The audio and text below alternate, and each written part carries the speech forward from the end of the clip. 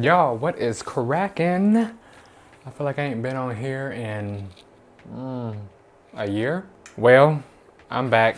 There's no excuse as to why I left, but there are reasons, justified or not, there are reasons. Happy New Year. I hope everybody had a wonderful New Year's and 2022. It was rough for a lot of people, but the good news is that we're all still here.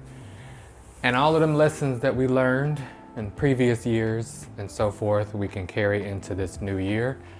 A time of rebirth, new beginnings, all of that stuff, resolutions. And I had this video in mind for a while. I just never got around to making it. I've been super busy with work and things were going on and just things were sapping my energy. So I never really felt like getting on screen. But here I am. So I wanted to share with y'all what's been on my mind for at least the past few months. So I titled this video, Shoulda, Coulda, Woulda, because anytime people use those terms, should have, could have, and would have, it's usually rooted in regret. For like a year now, I've been dealing with this and it's not as easy as just saying, let it go.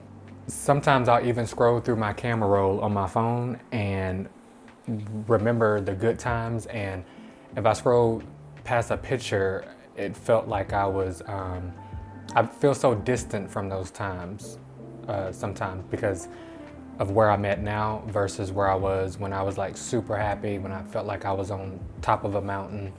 Or a memory will pop up on Facebook or Instagram and I can remember how I felt in that exact moment. Letting go can be a grueling process. And I know some of us hate that word, process, but it's true. You gotta work through the emotions of anger and disappointment and frustration, trauma and resentment in order to bring yourself back to a place of centeredness. These feelings and emotions may have been brought on by somebody else, or they may be self-inflicted. Most times it's self-inflicted, whether we can admit it or not. And honestly, we're all gonna have to take some accountability for the position or condition that we're in today. Taking accountability is like the ultimate maturity level. It's like the healthiest foundation to build off of.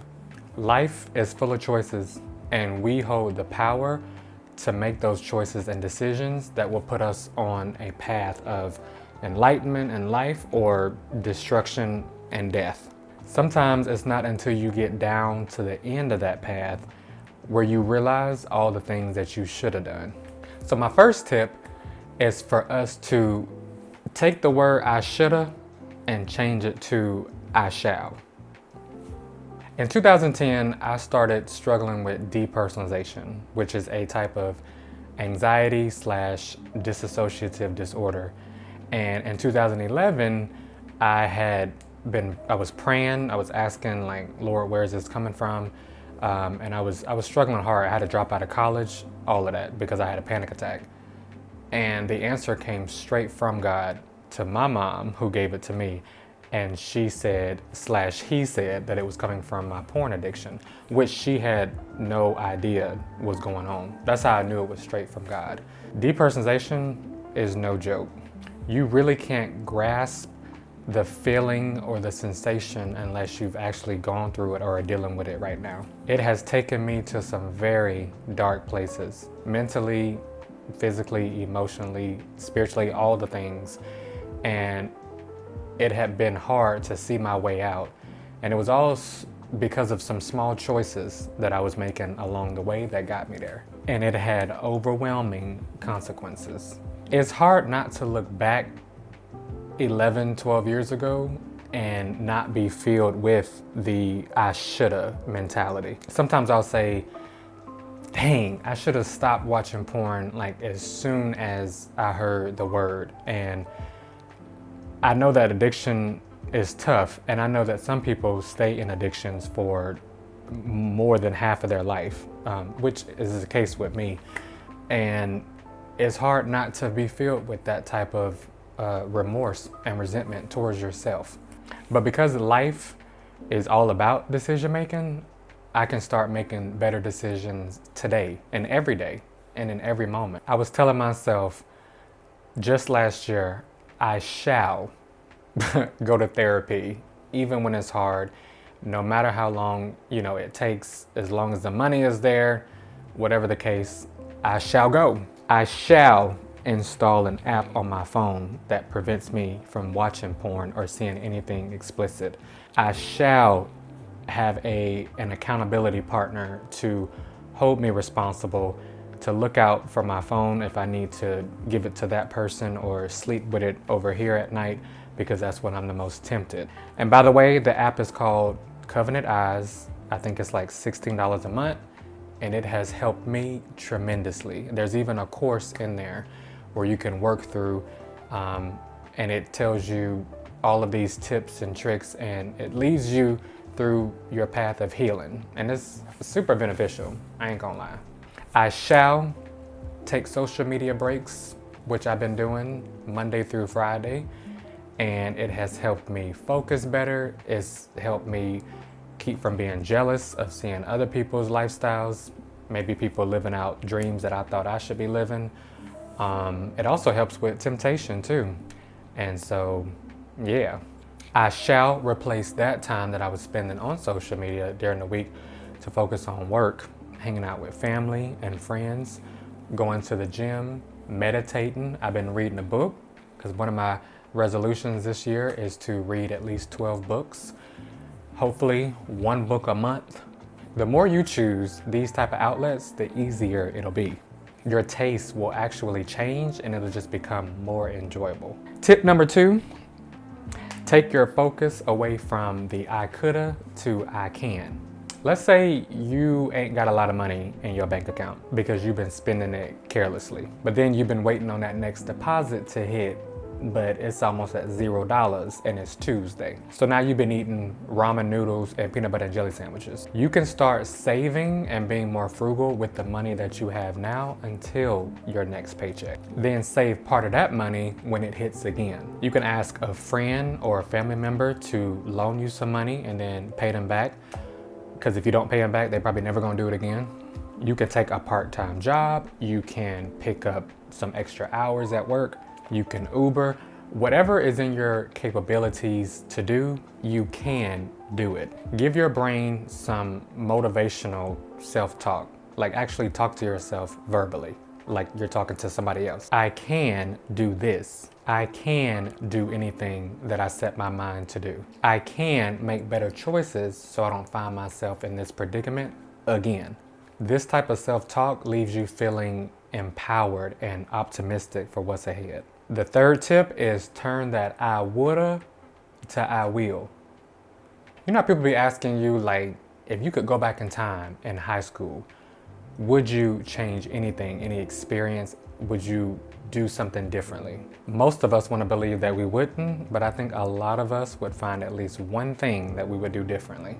It could be asking that girl out in Spanish class. It could be studying more. Maybe you wish you hadn't tried so hard to fit in with the cool kids. It could be a number of things. Those exact moments may never come around again, but history does have a way of repeating itself. So you may get an opportunity like that again. The only difference is that you know better now, and you won't let that opportunity pass you by once you see it again. You will ask that girl out that you've been eyeing at the coffee shop. You will work hard so that way you can play harder. You will acknowledge your self-worth so you don't thirst for other people's acceptance or approval. You will. It ain't called willpower for nothing. And it started with you willing yourself out of bed with your stinking breath and all. I asked my brother for some advice since I've been dealing with this remorse and stuff. And his advice was super simple, as it always is. And he simply said, life is just too short. We need to seize every opportunity, young or old, no matter the age, because it may not grace your presence again. All these tips that I just named start with changing your vocabulary. Something that simple can help you reclaim the power from your past and help you to simply just let it go. There's so much more life to live. And sometimes, well, all the time, you can't look in the rearview mirror while you're driving forward. That's how people crash. Stop crashing into the resentment, into the regret. Just know that there's grace. And there's grace not just from God, but grace that you have to extend to yourself. Some forgiveness that you have to do. The other day, I was just looking in the mirror and which is really hard to do, and I was talking to myself. And because it has been, like, I'd be getting filled with like disappointment, like heavy for the things that I've done. And I had to talk to myself as if I was talking to a friend. And I was like, what would I say to a friend if they were struggling with some bad choices that they made or something? I would give them a hug. I would look at them in their eyes, remind them of who they are. Why can't we do that to ourselves? I don't know why it's so hard. Maybe you've been beat up by other people. Maybe you've beat yourself up for so long that you feel like you're just not worthy of it. But that's why it's time to change that narrative, and it's time to turn over a new leaf. And this year, it's got to be different. You don't want to look up and it be January or February 2024 and you're in the same position that you're in now. I mean, talk about disappointment. That's what I did. I looked up and I was like, whoa, I feel the exact same way that I felt a year ago. Something has to change. I really hope that this brings y'all encouragement, because I've been having to meditate on this and change my vocabulary, to change my way of thinking. And it has helped me tremendously. And I hope that it helps you. Surround yourself with like-minded people, a support team to feed into you, to admonish you, to build you back up. And once you get there, you'll never want to go back down. You'll never want to go back to them dark places ever again. So